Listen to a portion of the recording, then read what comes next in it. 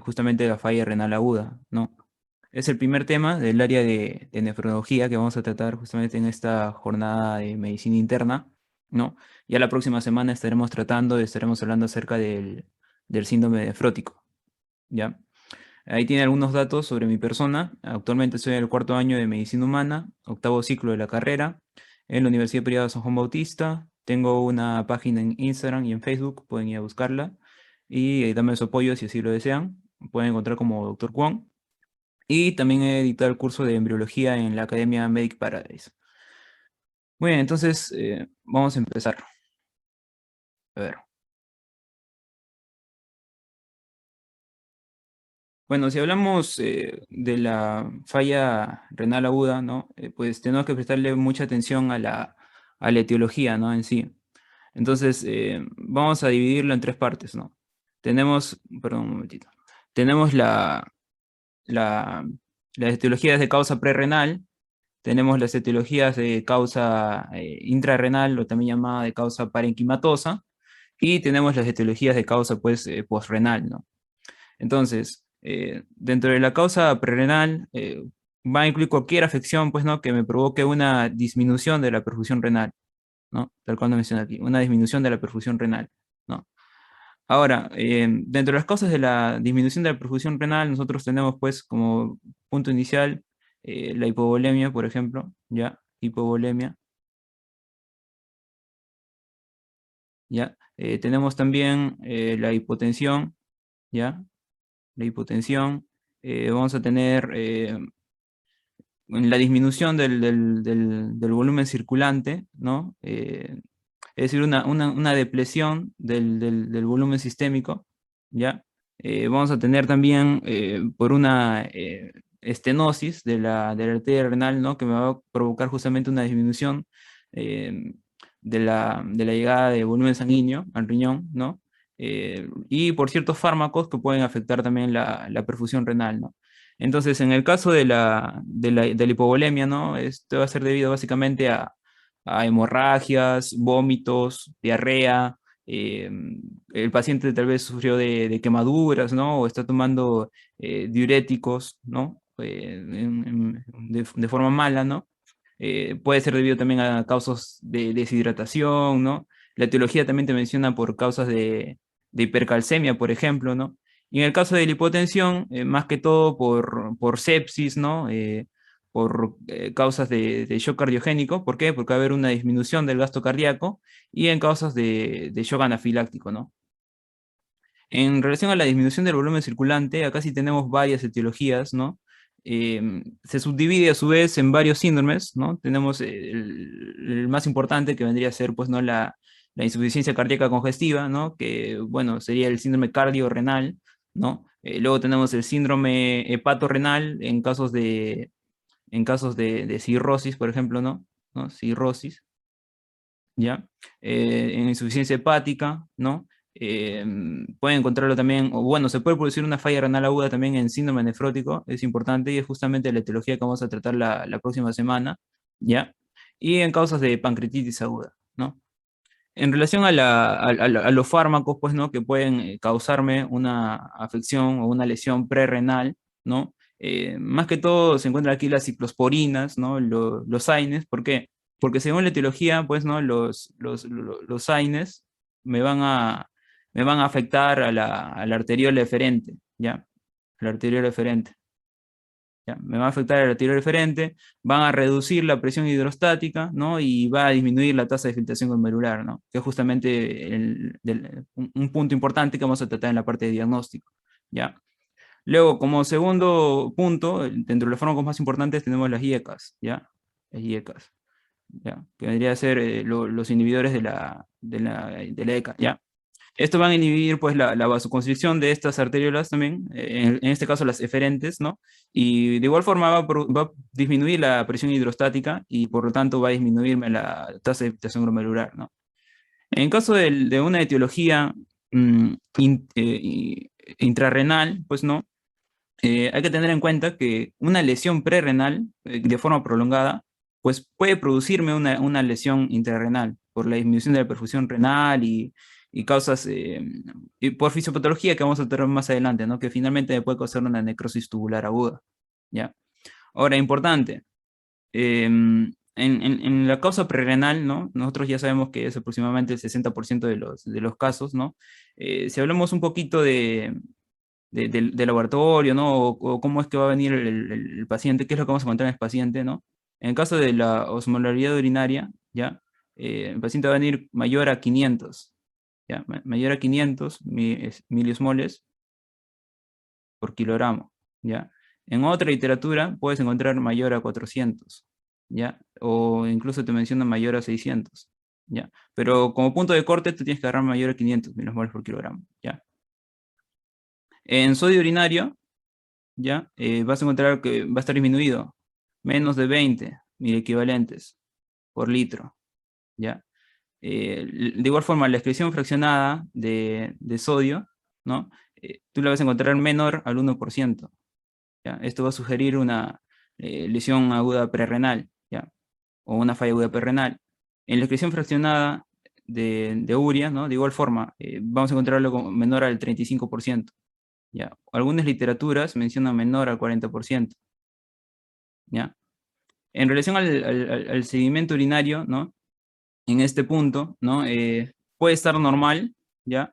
Puede estar normal, o puede haber ciertas alteraciones, ¿no? Te mencionan como, por ejemplo, los cilindros hialinos, ¿no? Los cilindros hialinos, eh, o los cilindros granulares, ¿no? Que, bueno, por ahí había leído que hace algún tiempo, en literaturas anteriores pasadas, se consideraba, pues, patognomónico de una lesión aguda prerrenal, pero hoy por hoy ya no es así, ¿ya? En relación a la lesión aguda o la falla aguda de causa intrarrenal, o conocida también como lesión parenquimatosa, eh, que abarca un 35% de los casos, ¿no? Se le conoce como parenquimatosa o renal, intrarrenal. ¿Por qué? Porque me produce un daño directo al riñón, ¿no? O sea, afecta directamente al riñón, al parénquima renal, ¿ya? Entonces, va a incluir cualquier afección que me provoque pues, un daño directo severo, ¿no? Estas causas me puede afectar a su vez la parte tubular, glomerular, vascular o la parte intersticial del riñón, ¿no? Y dependiendo de ello vamos a tener distintas patologías, ¿no? Distintas etiologías, ¿no? Entonces, en primer lugar, cuando afecta la parte tubular, pues, ¿no? La principal lesión que ustedes van a encontrar es la necrosis tubular aguda, ¿no? Que va a causarme aproximadamente, la necrosis tubular aguda, ¿no? Va a causarme aproximadamente un 85%, ¿ya? 85% de las fallas renales agudas de causa intrínseca, pues, o intrarrenal, ¿ya? Ahora, a su vez, este va a tener sus propias causas, ¿no? Es importante mencionar, por ejemplo, la isquemia, ¿ya? Tienen que ver fármacos, tienen que tener presente algunas toxinas, ¿no? Endógenas, ¿no? Por ejemplo, en causas de rhabdomiólisis, ¿no? Cuando hay mucho ácido úrico, ¿no? Ácido úrico, cuando están en diálisis, por ejemplo, y la diálisis no está realizada de forma correcta, ¿no? Pues no puede llevar a una necrosis tubular aguda, ¿no? En relación a los fármacos, bueno, simplemente aquellos fármacos que sean pues nefrotóxicos, ¿no? Ya ustedes van a hablar de eso acerca, ¿no? Por ejemplo, en endocrinología, ¿no? Con el cisplatino, metotrexato, ¿no? En caso de causas infecciosas, por ejemplo, la anfotericina B, ¿no? Incluso en radiología les van a decir algunos agentes de contraste, ¿no? Que pueden ser tóxicos para el riñón, que van a ser tóxicos para el riñón. En relación a la isquemia es simple, debido a causas de hipotensión, ¿ya? Por hipotensión me produce una isquemia, ¿no? Y la necrosis tubular aguda, ¿ya? Luego, pues, tenemos, si me va a afectar la parte, ya está la parte tubular, si me afecta la parte intersticial, ¿no? Aquí ustedes van a tener la nefritis intersticial aguda, ¿ya? Nefritis intersticial aguda. Lo pongo así porque así se pone en inglés, ¿ya? De igual forma la necrosis tubular aguda, ¿ya? En caso de la nefritis intersticial aguda, ¿no? De igual forma, ustedes tienen que tener en cuenta medicamentos, ¿no? Y por causas infecciosas, ¿no? Y por ciertas enfermedades infiltrativas, ¿no? Como bien puede ser eh, amiloidosis, ¿no? Sarcoidosis, amiloidosis, ¿no? De causas infecciosas, por cualquier infección, ¿no? Ya sea de causa sistémica o de causa periférica, ¿ya? De igual forma, en este punto, ¿no? Importante mencionar causas, pues, ¿no? Bacterianas, hongos, virus, ¿no? Todo lo que se les ocurra que pueda dañar a mi riñón, ¿no? Dentro de los más comunes, bueno, Streptococcus, ¿no? Histoplasma, histoplasmosis, la hepatitis, en caso de los virus, el virus de hepatitis C, ¿no? VIH, importante también, que me puede causar la nefritis intersticial aguda. Dentro de las causas medicamentosas, ¿no? En primer lugar, los antibióticos, importante, los antibióticos, ¿no? Siempre incluyan dentro de su causa la penicilina, las cefalosporinas, ¿no? La ciclovir, que me causa mucha nefritis intersticial aguda, ¿no? Y la rifampicina también, que lo vimos justamente en la causa, en, en causa de endocrinología, ¿no? Ahora, otros medicamentos que me pueden causar una nefritis intersticial aguda, pues puede ser el omeprazol, ¿no? Te mencionaban, el omeprazol, ¿no? Los AINES, las ciclosporinas, ¿no? Entre otros, ¿ya? Ahora, si es una causa vascular, nos vamos a la causa vascular, ¿no? Importante mencionar el síndrome urémico hemolítico, ¿ya? Eso ya lo hemos visto también, el síndrome urémico hemolítico. Otra causa, la púrpura, trombocitopénica trombótica, ¿ya? La púrpura. Mm, Otras causas puede ser vasculitis, ¿ya? Vasculitis, tenerlo en cuenta, ¿no? De grandes y pequeños vasos. Mm, y bueno, ciertas trombosis que se pueden producir a nivel de las venas renales, ¿no? Que me pueden causar una afectación del parénquima en sí, ¿ya? Dentro de las causas glomerulares, ¿ya? De cajón, pues las glomerulonefritis, pues. Las glomerulonefritis, ¿no?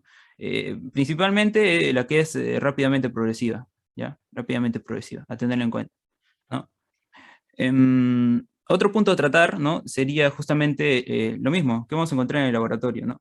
La osmolaridad urinaria, ¿no? En estos pacientes, la osmolaridad urinaria va a estar menor a 400, ¿ya? Miliosmoles por litro, de igual forma.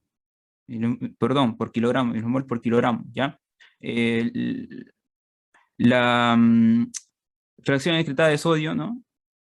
Va a estar mayor al 1%, ¿ya? Mayor al 1%, importante. De urea, ¿no? La fracción excretada de urea va a estar mayor al 35%, ¿ya? De igual forma, todo esto puede variar según la bibliografía, ¿ya? Según la bibliografía, puede ir variando. Yo les estoy dando los puntos que se utilizan sobre todo en la literatura peruana y latinoamericana, ¿ya? Importante mencionarles también que a este punto, pues, ¿no? En una lesión interrenal ya vamos a encontrar algunas células que resulta importante mencionarlas, ¿no? Sobre todo las células, pues, epiteliales, ¿ya? Las células epiteliales, ¿ya? Que van a ser unos cilindros, ¿no? De color marrón, unos cilindros marrones, ¿ya? Que se pueden encontrar. ¿Mm? Luego, si nos vamos para tratar las causas etiológicas, pues, ¿no? De una lesión, una falla renal postrenal, de causa postrenal, más que todo va a ser, pues, cualquier afección que me provoque una obstrucción, ¿no? Ya sea, sobre todo una obstrucción bilateral, ¿ya? Del flujo urinario, desde la pelvis renal, ¿no? Que es esto que está aquí, desde la pelvis renal, ¿no? De la pelvis renal hasta la uretra, pues, ¿no? ¿No? Cualquier afección que esté en ese punto, ¿ya? Entonces, dentro de las causas, a su vez, ¿no? En este punto, puede ser por obstrucciones adquiridas, ¿no? Obstrucciones adquiridas, ¿no? Adquiridas, ¿ya? Puede ser en causas de, por ejemplo, lo que se conoce como vejiga neurogénica, ¿ya? Neurogénica. Y lo vamos a encontrar también en ciertas malformaciones congénitas, pues, ¿ya? Ciertas malformaciones, ¿ya? Entonces, dentro de las causas adquiridas, ¿no? Vamos a tener, en primer lugar, pues, la litiasis, ¿no? La litiasis, sí, la litiasis, ¿no? Las conocidas, lo que se conoce como las piedras, pues, ¿no? Luego vamos a tener los tumores, ¿no? Importante, los tumores, ¿ya? Los tumores. Otra causa puede ser por causa iatrogénica, ¿ya? Iatrogénica. ¿En qué casos, no? Cuando se produce una lesión, al momento de colocar un catéter, por ejemplo, ¿no? Cuando el paciente no puede orinar de forma correcta, se produce una lesión y pues puedes causar una obstrucción, ¿no? Y también te menciona la literatura en caso de una hiperplasia prostática, pues, ¿no? Una hiperplasia prostática, ¿ya? Benigna, importante, benigna. En caso de la vejiga neurogénica, bueno, esto se puede producir por una esclerosis múltiple, ¿no? Esclerosis múltiple puede estar producido por una lesión a nivel de la médula espinal, o por ciertas neuropatías, ¿ya? Patías. Ya. En caso de malformaciones, más que todo está visto, por ejemplo, hay pacientes que llegan pues con doble sistema pilocalicial, ¿no? Pacientes que me llegan con un ureterocele, ¿no? Pacientes que me llegan con valvas uretrales, pues que no están de forma correcta, ¿no? Entonces habría que hacer una resolución quirúrgica, ¿no? En ese momento, una resolución quirúrgica, ¿ya? Ya, esto es importante, ¿no? Me olvidé mencionarles en la parte anterior, en la obstructiva. Ya. Mientras un riñón, si hay un riñón que está obstruido, ¿no? Pero el otro permanece intacto, ¿no? Em, Estos van a tener los niveles normales de creatinina, ¿no? Y todo lo que les he mencionado, por lo general, ¿ya? Por lo general. Por eso, a nivel de las causas renales no hay parámetros claros, tal cual yo les he mencionado aquí o aquí, ¿ya? Porque es un poco difícil determinar cuando simplemente hay una obstrucción, ¿ya? En este punto, para hacer el diagnóstico, lo vamos a hacer más adelante, sería sobre todo con imágenes. Ahora, este cuadrito es bien interesante, ¿ya? Porque nos habla de las cuatro fases, claro, de la falla renal aguda, ¿no? Y algunos pacientes pueden o no pasar por todas las fases, ¿no? Pero justamente cuando estaba rotando por el área de nefrología, ¿no? El doctor me dijo, pues, ¿no? Que era importante aprenderse estas fases y saber determinar en cuál estaba el paciente. ¿Ya? Entonces tenemos cuatro fases. Tenemos la fase inicial, ¿no? Que se va a conocer como el evento iniciador, que es la lesión renal en sí, ¿no? Luego tienen la fase oligúrica o conocida como fase anúrica, que es el mantenimiento, ¿no? La fase que se conoce como fase de mantenimiento. Luego tienen la fase poliúrica o diurética y finalmente la fase de recuperación, pues, ¿no? Entonces, en la fase inicial, en el evento inicial, hay ciertas características, ¿no? O rasgos característicos y tenemos la duración, ¿no? Dentro de los rasgos característicos del evento inicial, tenemos justamente estos síntomas, más que todos los síntomas de la enfermedad subyacente que va a causar esta lesión renal aguda, ¿ya? La duración puede ser de horas a días, ¿no? Y dependiendo, pues, ¿no? Si es prerrenal, renal o posrenal, ¿no? Hay distintos síntomas, ¿no? De todas las etiologías que yo les he mencionado, y lo vamos a hacer más adelante también, de igual forma, se los voy a mencionar. En relación a la fase de mantenimiento, ¿no? O la fase oligúrica o anúrica, ¿no? Importante mencionar que va a haber un deterioro progresivo de la función renal, ¿ya? En estos pacientes, en esta fase, perdón, siempre va a haber un deterioro progresivo de la presión renal. Entonces, se reduce la producción de orina, ¿no? Lo que se le conoce como oliguria, ¿no? Por lo general, 50 mililitros cada 24, si es menor a 50 mililitros por 24 horas, sería anuria, ¿ya?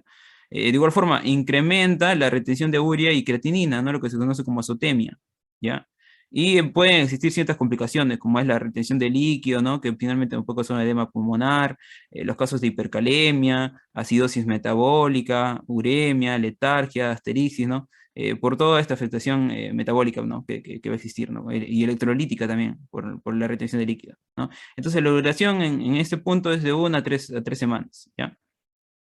En la fase diurética o poliúrica, ¿no?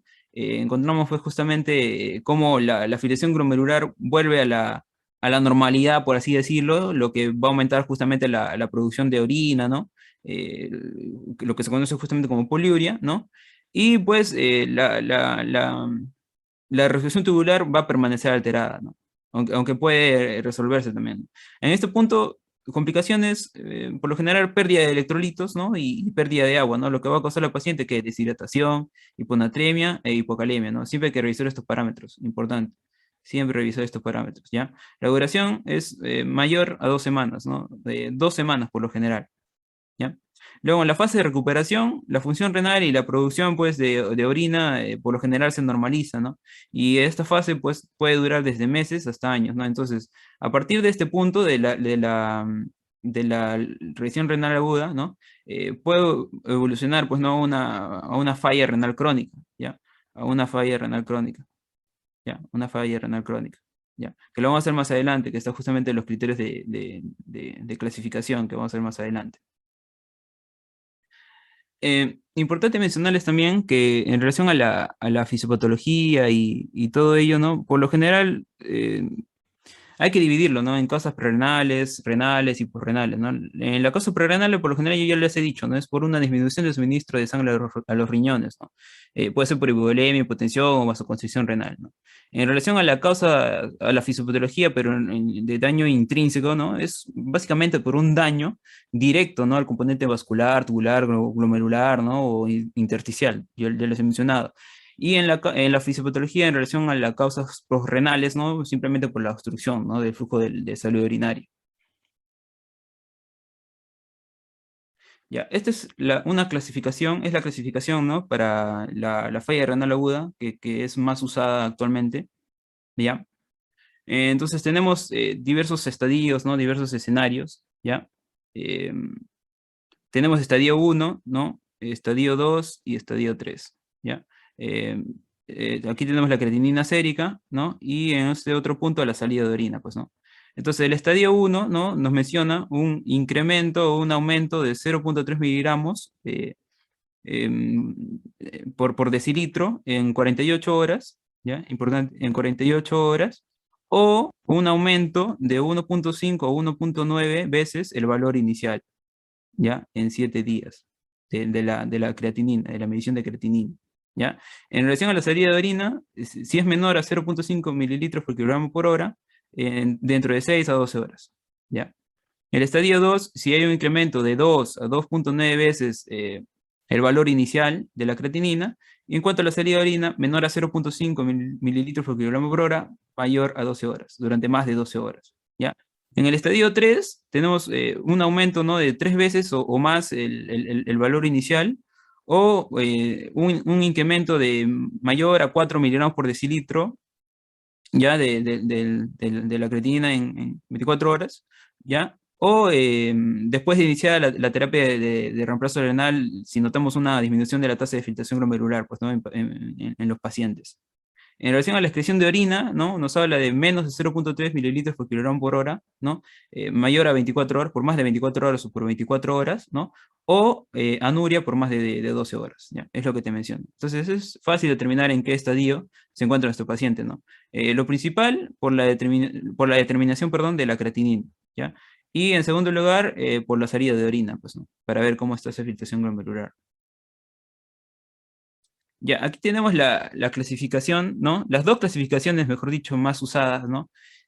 Ustedes tienen el criterio rifle, que es el que más se usa, la verdad, ¿no? Y, y bueno, uno de los que más se usa, perdón, justo con el anterior, con la clasificación anterior que hemos visto, ¿no? Entonces tenemos el criterio rifle. ¿Por qué rifle, no? R de risk, ¿no? Que vendría a ser el riesgo, ¿no? I de injury, ¿ya? Injury, ¿ya? F de failure o de falla, ¿ya? ¿Ya? L de loss o pérdida, ¿no? Y E de, pues de la insuficiencia renal crónica, que sería en la etapa terminal, ¿ya? Entonces tienen ustedes ahí, ¿no? Los criterios RIF, ¿no? Riesgo, daño, falla, pérdida, ¿ya? Y finalmente la insuficiencia renal crónica, ¿ya? Entonces, esto es el criterio de rifle, ¿no? Te mide el filtrado glomerular y te mide la producción de orina. En el caso en la etapa de riesgo, ¿no? ¿Qué es importante? ¿Qué es lo que vamos a ver? Un aumento de la creatinina 1,5 veces el valor inicial, o si la filtración glomerular disminuye más de un 25%, ¿ya? En relación a la producción de orina, te menciona menor a 0,5 mililitros por kilogramo por hora por 6 horas, ¿ya? En relación al daño, ¿ya? ¿Cómo lo vamos a determinar? Por un incremento de la creatinina, 2 veces el valor inicial, o si nuestra filtración glomerular disminuye más del 50%, ¿no? En relación a la producción de orina, si esta es menor a 0,5 mililitros por kilogramo por hora por 12 horas, ¿ya? En el caso de la falla, ¿no? La falla renal en sí, ¿no? Si tenemos un incremento de la creatinina, ¿ya? O si la filtración glomerular disminuye más del 75%, aquí creatinina por 3, ¿ya? Importante. Si la falla glomerular disminuye más del 75%, o la creatinina es mayor a 4 miligramos por decilitro, o hay un incremento agudo, importante, mayor a 0,5 miligramos por decilitro, ¿ya? Eh, en relación a la producción de orina, ¿no? Si este es menor a 0,3 mililitros por kilogramo por hora por 24 horas o anuria por 12 horas, ¿no? Entonces estamos viendo que en relación a la producción de orina, ¿no? Es básicamente similar a los criterios Akin, ¿no? Akin, digo, ¿no? Que hemos visto anteriormente, ¿no? Y es importante mencionar que hasta este punto, pues, tiene una alta sensibilidad, ¿ya? Si hablamos de especificidad, ¿no? Ya nos vamos a la parte de la pérdida, ¿no? Y a la falla renal crónica. La pérdida, ¿no? Va a ser básicamente una lesión renal persistente, ¿no? Con una pérdida justamente de la función por más de 4 semanas. Y la enfermedad renal terminal, ¿no? O crónica en todo caso, es cuando esta es mayor a 3 meses. ¿Ya? Es lo que te dice la literatura y tiene alta especificidad. Ahora, ¿cuál de estos es mejor, ¿no? O cuál es la diferencia entre estos sistemas de clasificación, ¿no? Encontré justamente este artículo, ¿no? Del 2012, en el cual comparaban justamente los criterios Akin, ¿no? Junto con los criterios Rifle, ¿no? Entonces, si bien la primera que se creó fueron los criterios Rifle, ¿no? Cuenta con dos estadios más, ¿no? Que vendrían a ser justamente la pérdida y la determinación, pues, ¿no? De la falla anacrónica, ¿ya? Eh, Ninguna es mejor que otra, ¿no? Pero sí hay una pequeña diferencia, ¿no? Y aquí te lo menciono, ¿no? En el caso de la clasificación aquí, se necesita una elevación menor claro, de la creatinina, que sería mayor a 0,3 miligramos por decilitro, mientras que Rifle necesita mayor a 0,5 miligramos por decilitro en 48 horas, importante, ¿ya? Para diagnosticar, pues, la falla renal aguda. Entonces, utilizando los criterios aquí, pues, ¿no? Nosotros determinaríamos la lesión renal de forma mucho más aguda, mucho más temprana, ¿no? Porque determinaría, pues, ¿no? Esta elevación mucho más rápido en comparación con los criterios Rifle, ¿no? Que necesita 0,5, ¿ya? Entonces, importante.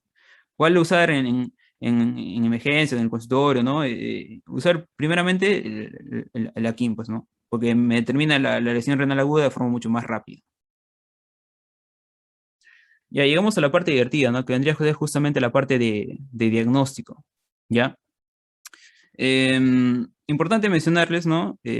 Empezamos con la parte prerrenal, ¿ya? Entonces, tenemos ciertos hallazgos, por ejemplo, el estudio sanguíneo, ¿ya? Estudio sanguíneo, ¿no? ¿Qué vamos a hallar en este punto? Em, Principalmente, vamos a hallar que la creatinina, ¿no? Va a estar elevada, ¿ya? Segundo punto, el boom, ¿ya? Va a encontrarse en una relación de 20 a 1 con el cociente de creatinina, ¿ya? En una relación de mayor o igual a 20 a 1 en relación a la creatinina, ¿ya? En relación a la orina, ¿ya? A la orina, entonces van a encontrar un análisis de harina normal en un primer punto, ¿no? En relación a la fracción excretada de sodio, ¿no? Y la excreción urinaria de urea, ¿no? Eh, por ejemplo, yo ya les había mencionado anteriormente, ¿no? De sodio van a encontrar que va a estar, pues, menor al 1%, ¿ya? Y en relación a la urea, ¿no? Van a encontrarlo menor al 35%, ¿ya? De igual forma, la osmolaridad va a estar alta, ¿ya? La osmolaridad va a estar alta, mayor a 500, mayor a 500 miliosmoles eh, por kilogramo, ¿ya? Y la densidad también en este punto es importante mencionar, la densidad por lo general se va a encontrar aumentada también, ¿no? Mayor a 1,20, ¿ya? En los sedimentos urinarios, importante mencionar la presencia nomás de los cilindros hialinos, ¿ya? Los cilindros hialinos, hialinos. En relación a los hallazgos clínicos, bueno, se va a notar una mejoría mucho más rápida tras una intervención aguda, ¿no? Tras la resolución de las causas subyacentes y todo lo que vamos a ver más adelante la parte de tratamiento. En relación al diagnóstico de causas intrínsecas, de igual forma, ¿no? En los estudios sanguíneos, ¿qué vas a encontrar? En los estudios sanguíneos, perdón, sanguíneos. ¿Qué vas a encontrar en los estudios sanguíneos? Vas a encontrar, de igual forma, creatinina elevada, ¿no? Creatinina elevada, y esta elevación se va a producir rápidamente, ¿no? De forma más rápida, importante, de forma más rápida, ya, de forma más rápida. De igual forma, el boom en relación con el cociente de creatinina, ¿no? El boom en relación con el cociente de creatinina, ¿no? lo vas a encontrar menor o igual a 15:1, ¿ya? Así lo vas a encontrar. En los hallazgos urinarios, ¿ya? En la orina, ¿qué es lo que vamos a encontrar? Mm, alteraciones del sodio, ¿no? Alteraciones en relación a la excreción de urea, el sodio, ¿no? Entonces, el sodio urinario, ¿ya? El sodio en orina, lo vas a encontrar elevado, importante, mayor a 40, por lo general miliequivalentes por litro, ¿ya? Luego la fracción excretada de sodio, ¿no? De igual forma, lo vas a encontrar elevadito también. La literatura se menciona mayor al 2, al 3%, ¿ya? Dependiendo. De laboratorio también, ¿no? La fracción de urea, ¿no? Fracción excretada de urea, lo vas a encontrar mayor al 50%, mayor al 50%, ¿ya? Otras literaturas, ya les había mencionado, te dicen mayor al 40%, ¿ya? Pero igual, no hay mucha diferencia, ¿no? Mayor 50, 40%. En relación a la osmolaridad, ¿ya? Es importante, la osmolaridad urinaria va a estar baja, menor a 350, ¿ya? Miliosmoles por litro, no se olvide. Por kilo, perdón, por kilo, ¿ya? Y en relación a los sedimentos, pues va a encontrar los cilindros granulares, ¿no? Los cilindros granulares, eh, por lo general por la afectación, pues, ¿no? De las células epiteliales. Epiteliales, ya. A este punto sí se puede realizar la biopsias, ¿ya? Sí se pueden realizar las biopsias. Es factible cuando no se encuentra cuando no se tiene una etiología clara o si están sospechando de una glomerulonefritis, pues, ¿no? Y bueno, en relación a las causas posrenales, ¿no? De igual forma, ¿no? A nivel sanguíneo, ustedes van a encontrar una elevación de la creatinina. Elevación de la creatinina, ¿no? Solamente, esto es importante, solamente en caso de obstrucción bilateral, ¿ya? Bilateral, ¿no? Si es unilateral, puede que la creatinina se mantenga normal, pero también puede elevarse, pero por lo general es en obstrucción bilateral, ¿ya? Importante. En este punto, la relación del boom con el cociente creatinina, ¿no? Con el cociente de creatinina, ustedes lo van a encontrar por lo general normal, ¿ya? Normal, se va a mantener normal. En relación a los hallazgos urinarios, ¿no? En la orina, ¿qué es lo que vamos a encontrar en la orina? Por lo general, va a estar normal, ¿ya? Los análisis van a estar normales, pueden encontrar hematuria, ¿ya? Puedes encontrar hematuria, ¿ya? Cuando, por ejemplo, en los casos de litiasis, ¿no? En los casos de litiasis, en el caso de cáncer, ¿no? Cáncer, ¿no? De vejiga, o en el caso de ciertos coágulos, ¿ya? Coágulos, litos, ¿ya? O cáncer, ¿ya? Luego, la osmolaridad va a estar baja también, va a estar baja. Por lo general lo vas a encontrar menos de 350 miliosmoles por kilogramo, ¿ya? Y importante, en este punto, para hacer el diagnóstico de la causa postrenal, pues es importante ayudarnos con las imágenes, ¿ya? Las imágenes son importantísimas en este punto, ¿ya? ¿Por qué? Porque, bueno, mediante una eco, ¿no? Una ecografía, ¿no? Mediante una ecografía o un ATAC, ¿no? Podemos determinar cuál es la etiología en sí, ¿no? Podemos hallar distensión de la vejiga, ¿no? Podemos hallar una distensión, podemos hallar litiasis, ¿no? Podemos hallar litiasis, pues no los cálculos obstructivos, podemos hallar casos de hidronefrosis, ¿no? Hidronefrosis, ¿no? ¿Qué más podemos hallar? Y diversas etiologías que por lo general me van a producir pues, ¿no? una obstrucción, ¿no? Incluso cuando hacemos la colocación pues, ¿no? de un catéter, podemos ayudarnos también de una radiografía, ¿no? En caso de que sea necesario, ¿no? Ya, otro tipo de exámenes o de diagnósticos, ¿no? Puede ser, por ejemplo, un EKG por las alteraciones electrolíticas, ¿no? Un ADA para ver si el paciente está con una acidosis metabólica o no.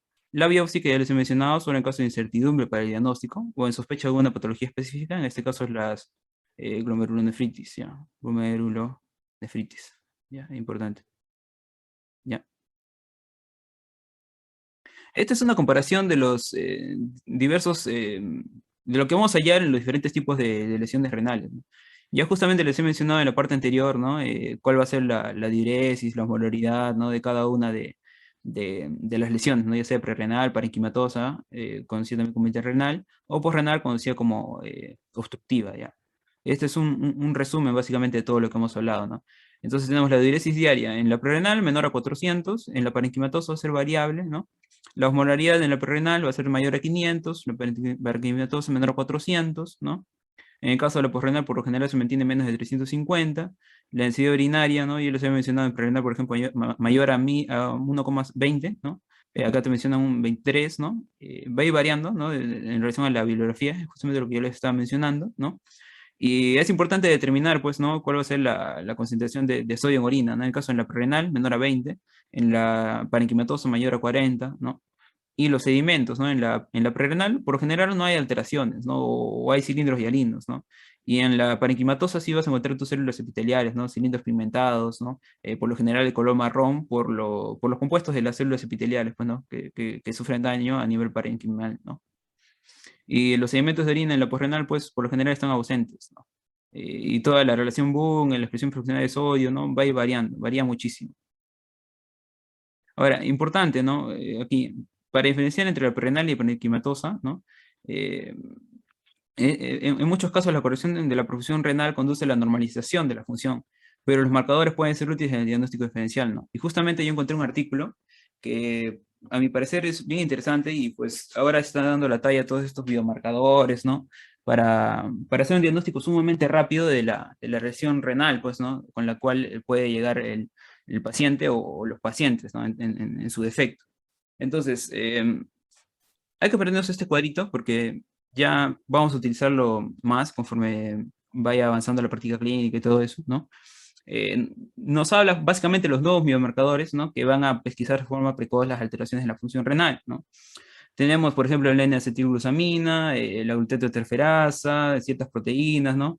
Pero tal vez el más importante sea la cistatina C, ¿no? Del cual todos nos hablan y es el cual vamos a utilizar en este momento, ¿no? Entonces, tenemos, por ejemplo, aquí en la parte superior, ¿no? Sin daño presente y con biomarcador negativo, ¿no? Si el biomarcador está negativo, pues no habría un daño presente, ¿no?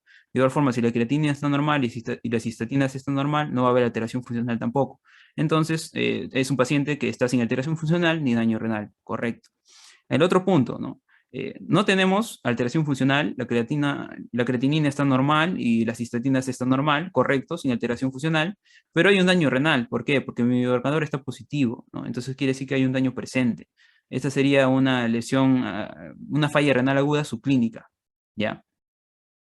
Si tenemos una alteración de la función renal, ¿por qué? Porque mi creatinina está elevada, mi cistatina está elevada, pero el biomarcador está negativo, entonces no hay un daño presente, ¿no? Esa sería una reacción aguda prerrenal, ¿ya? Puede ser por causas de hipovolemia, hipotensión, ya lo hemos hablado, ¿no? Pero si por otro lado encontramos, por ejemplo, una alteración de la función con daño renal, ¿por qué? Tenemos la creatinina elevada, la cistatina es elevada y el biomarcador positivo que me indica un daño presente, ¿no? Entonces, esta sería una falla aguda claro, una falla aguda renal, pero de causa intrínseca, ¿no? O intrarrenal, o parenquimatosa, ¿no? Parenquimatosa, ¿ya? El parénquima está afectado, el parénquima, porque el biomarcador me indica que hay un daño presente, ¿ya? Y una alteración funcional, ¿ya? ¿No? Entonces tenemos biomarcadores de función glomerular y de daño tubular, pues, ¿no? Es importante mencionarles esto, ¿no? Está dando la talla últimamente. Este es justamente un artículo del año 2020, ¿no? Que últimamente se está tratando de hacer un conglomerado de todos estos biomarcadores, ¿no? A ver, este es un resumen de todo lo que hemos hablado, ¿no? ¿Cuál va a ser la clasificación que nosotros vamos a usar? Por lo general, los criterios Stinkadio, ¿no? Los primeros que le mencioné. ¿Por qué? Porque encontramos, pues, la lesión de forma más rápida, ¿no? Porque este era mayor a 0,3 y en el rifle, pues, te mencionaban que tenía que ser mayor a 0,5, ¿ya? Importante, usar este, ¿ya? Eh, Ahora, según marcadores funcionales o de daño, puedes usar los biomarcadores si los tienes disponibles, ¿no? Para ver si hay una alteración funcional o si hay un daño renal o no, ¿ya? La última conferencia, ¿no? Del Consejo, que es sobre la insuficiencia renal aguda, ¿no? Sobre los daños renales y la utilización de las diálisis, ¿no? Propuso justamente utilizar biomarcadores, ¿no? En combinación con la clasificación de la función renal para definir y caracterizar y tratar de una forma mejor la lesión renal aguda, ¿no? Entonces, en relación a la etiología, Para la prerrenal, tu examen físico y laboratorio de orina. Listo. Parenquimatosa, lo vas a hallar sobre todo con tu laboratorio de orina. Posrenal, imágenes. Así de simple, ¿no? ¿Cómo hallas una lesión prerrenal? Con tu examen físico y laboratorio de orina. ¿Por qué el examen físico? Porque el paciente por lo general va a venir con una hipotensión y con signos de hipovolemia, pues, ¿no? Parenquimatosa, ¿por qué? Porque hay una afectación del parénquima, hay una afectación de daño renal directo y severo, ¿no? Entonces, eso te va a salir en tu laboratorio de orina. ¿Dónde te va a salir? En tu fracción excretada de sodio, ¿no? Fracción excretada de sodio, te va a salir en tu fracción excretada de urea, te va a salir en tu osmolaridad, ¿no? Y por lo general en la tasa de filtración glomerular, ¿ya? Y en la posrenal, pues no vas a hallar, por lo general no vas a hallar alterado nada de esto, ¿no? No lo vas a hallar. Entonces tú necesitas una ayuda visual, ¿no? Que te ayude a determinar dónde está la lesión, ¿no? Entonces para eso utilizamos las imágenes. ¿Qué imágenes? Ya hemos mencionado. Por lo general TAC o tu eco, ¿ya? Em, Ahora, esta no nos interesa. Dentro del diagnóstico diferencial, ¿no? Hay que hacer una diferenciación entre la lesión renal aguda y la lesión renal crónica. Importante. ¿El paciente tiene antecedentes de enfermedad renal crónica? No, entonces podría ser, o bueno, por lo general es una lesión renal aguda, un inicio, ¿no? Si tiene antecedentes de enfermedad renal crónica, ¿no? Pues entonces ya ha evolucionado, ¿no? Y el tamaño de los riñones. Por lo general digo, porque no siempre es así, en una lesión renal aguda, los riñones tienen un tamaño normal, ¿ya? Y en una enfermedad renal crónica, pues los riñones tienen un tamaño pequeño. Ojo, se ha mencionado también en casos en los que el riñón está normal, de tamaño normal o incluso aumentado, ¿ya? En relación a la elevación de la creatinina, en una lesión renal aguda, esta va a ser rápida, y una lesión renal crónica, pues va a ser de forma lenta. El hemograma va a estar normal, por lo general, en la lesión renal aguda, y en la lesión renal crónica va a estar aumentada, ¿no? Por un aumento de los eritrocitos y todo eso, ¿no? Por la anemia que se produce así. Una anemia de enfermedad crónica sería. Ahora, el metabolismo fosfocálcico, ¿no? Va a haber alteraciones ligeras dependiendo de la etiología de la áquina. ¿Por qué digo fosfocálcico, no? Yo les hablaba justamente de la hipercalcemia, ¿no? Hipercalcemia, de la hipocalcemia, ¿no? Hipocalcemia y ciertas alteraciones hidroelectrolíticas, ¿no? Que pueden verse afectadas, ¿no? Entonces, eso es lo que vas a ver por lo general en lesión renal aguda, ¿ya? Pero ¿qué vas a observar en una lesión renal crónica? Concentración de fosfatos y una actividad alta de fosfatasa alcalina, ¿no? De igual forma puedes ver calcificaciones, ¿no? De tejidos blancos, ¿no? Puede aumentar la frecuencia de osteofitos, por ejemplo, ¿no? Y todo ello, ¿no? En examen de fondo de ojo, por lo general, en la lesión renal aguda sin cambios, ¿no? Y en la enfermedad renal crónica sí, porque está fuertemente asociado a la diabetes y hipertensión prolongada, ¿no? Entonces, en la diabetes, ¿qué vas a encontrar tú? La retinopatía diabética. La retinopatía diabética, ¿ya? Importante siempre hacerle su examen de ojo a estos pacientes, ¿ya? Y la hipertensión prolongada que me puede provocar también microhemorragias a nivel de fondo de ojo. Microhemorragias a nivel de fondo de ojo. Ahora, dentro de las manifestaciones clínicas, bueno, ya se darán una idea, ¿no? De qué es más o menos lo que vamos a encontrar, ¿no? Por lo general, los pacientes están asintomáticos, ¿sí? Están asintomáticos, ¿no? Y bueno, puede cursar con oliguria, anuria, ¿no? Con algunos signos de depresión de volumen, por lo general en una lesión renal aguda, ¿no? Causada por una pérdida de volumen, de volumen sistémico, ¿no? Entonces hay signos de hipotensión, ¿no? Y taquicardia, ya sea ortostática o taquicardia franca, ¿no? Y van a notar ustedes una turgencia cutánea reducida, ¿ya? Una turgencia cutánea reducida. Ahora, hay signos de sobrecarga de líquidos, hay signos de uremia, hay signos de obstrucción renal, ¿no? En caso de lesión aguda por renal, ¿no? En caso de la sobrecarga de líquidos, ¿no? Por general es por retención de sodio, por retención de agua. Listo, tener eso en cuenta. Entonces, ¿qué te va a producir la retención de sodio y la retención de agua? En primer lugar, los edemas, ¿no? Puede ser un edema periférico, edema pulmonar, hipertensión, falla cardíaca, puede producir dificultad para respirar, ¿no? Por la misma edema y la hipertensión.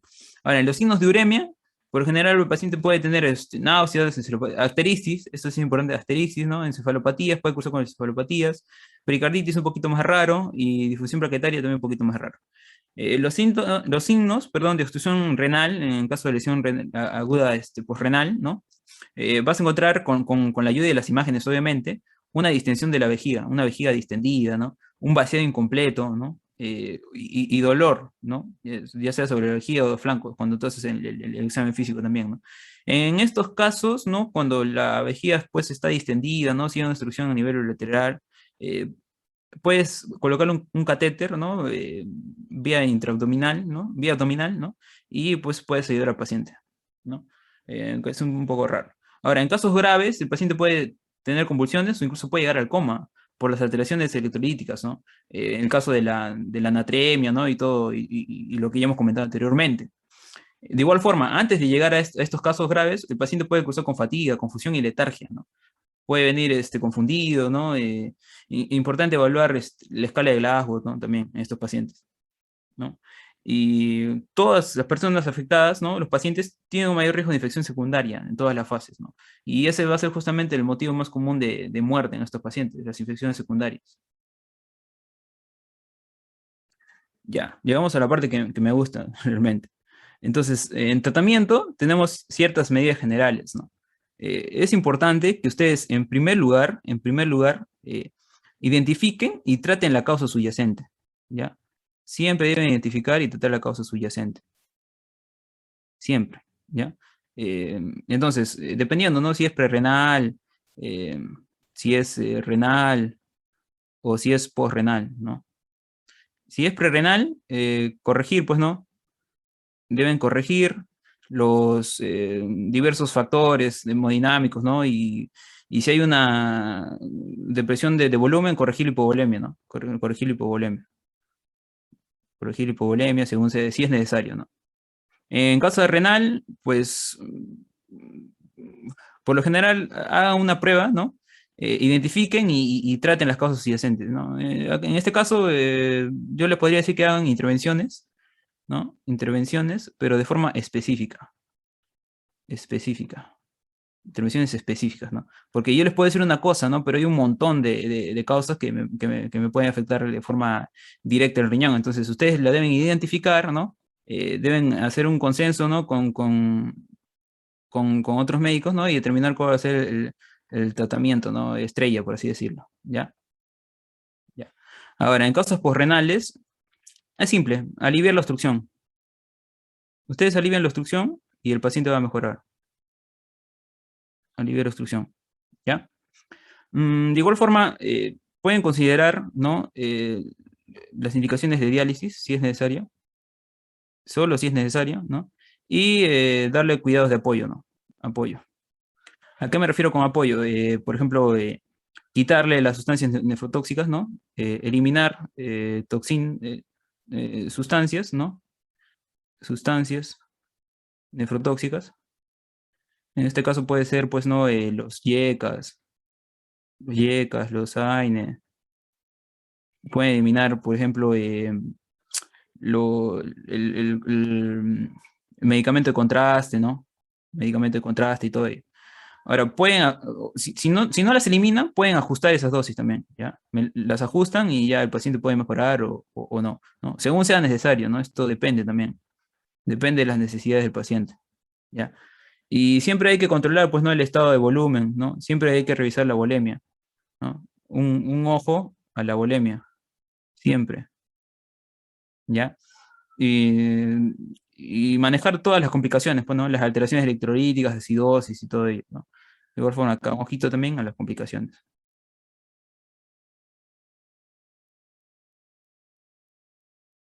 Ya, el tratamiento específico, ¿no? Para la cosa renal, ¿no? Por lo general ya les he dicho, restablecer el volumen circulante, ¿no? Pueden emplear soluciones. Por lo general no se utiliza coloides porque tienen una posible nefrotoxicidad, ¿no? O puede administrar diuréticos a pacientes con hipervolemia hemodinámicamente estables, ¿no? Y que no estén anúricos. Entonces, los pacientes deshidratados no deben recibir diuréticos, AINE, IECA ni ARA2. Es importantísimo, ¿no? Entonces, como resumen, prerenal, ¿por qué? En caso de hipovolemia, reanimación con líquidos por vía intravenosa, ¿no? En caso de hipovolemia, hipo líquidos, líquidos, líquidos por vía intravenosa, ¿ya? En el caso de shock, por ejemplo, ¿no? De shock, dependiendo, ¿no? Eh, soporte hemodinámico, soporte hemodinámico, ¿ya? Y tienen que identificar también la causa del shock, ¿no? Tienen que identificar la causa del shock, ¿no? En caso de depresión de volumen, ¿no? O volumen arterial reducido, ¿no?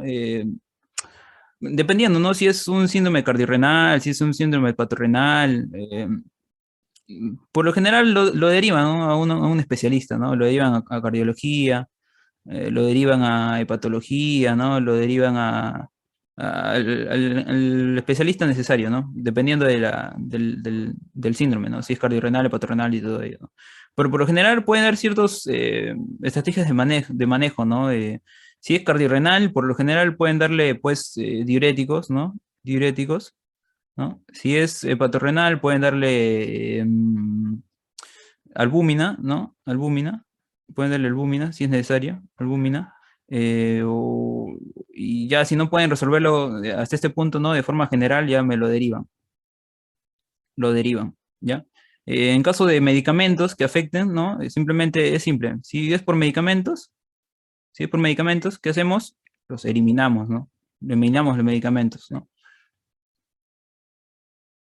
En causa intrínseca, ¿no? Por lo general, ¿qué vamos a encontrar? Perdón. Em, Hay que dar el volumen completo con solución salina normal en caso de sospecha de necrosis tubular aguda o disfunción renal inducida por contraste. Y hay que considerar la terapia con corticosteroides, inmunosupresores, ¿no? En caso de nefritis intersticial, ¿no? Por lo general es el tratamiento de la nefropatía de base, ¿no? Dependiendo si es una necrosis tubular aguda, nefritis intersticial aguda, si es una nefropatía inducida por contraste, si el paciente está cursando con una glomerulonefritis, si es por una causa vascular, ¿no? Dependiendo de la etiología, ¿no?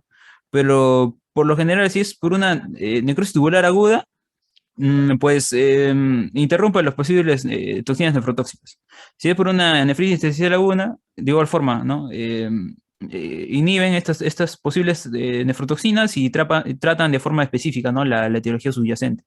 En todos los pacientes es clave la etiología subyacente, ¿no?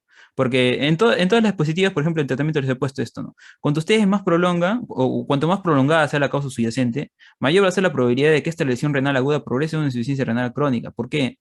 Por eso tú debes tratar temprano, siempre debes tratar temprano y tratar de determinar cuál es la etiología, ¿no? Si demoramos mucho en el diagnóstico, nuestro paciente va a empeorar, ¿no? Y finalmente puede llegar a la muerte, ¿no?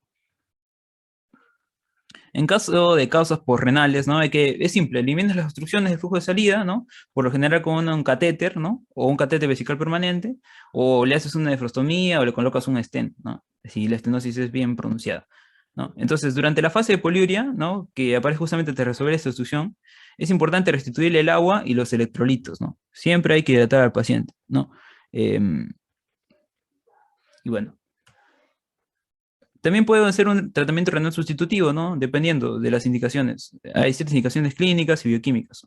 En el caso de indicaciones clínicas, por ejemplo, en sobrehidratación, te puede causar un edema pulmonar, encefalopatía urémica, trastornos de la conciencia, convulsiones, ¿no? Pericarditis urémica y púrpura, ¿no? Esas son las indicaciones para hacer la diálisis, ¿no? De causas bioquímicas, si el paciente es resistente al tratamiento, ¿no? Si tiene hiperpotasemia, cirrosis metabólica, otros trastornos electrolíticos como hiponatremia, hipernatremia, hipercalcemia, ¿no? Hiperuricemia, ¿no? Entonces, en estos casos, ustedes pueden utilizar la diálisis, ¿no? Ahora, en casi la mitad de los pacientes que sobreviven, ¿no? Se produce un deterioro permanente de la función renal. No es que quedas igual, ¿ya? La epidemiología, ¿no? Y los estudios te lo dicen. Más de la mitad va a quedar como un deterioro permanente de la función renal, ¿no? Y un 5% de ellos siempre va a requerir un tratamiento permanente con diálisis y finalmente va a requerir, pues, ¿no? Un trasplante de riñón. Y bueno, amigos, eso sería todo. Espero que la exposición les haya gustado y que haya sido de su agrado, pues.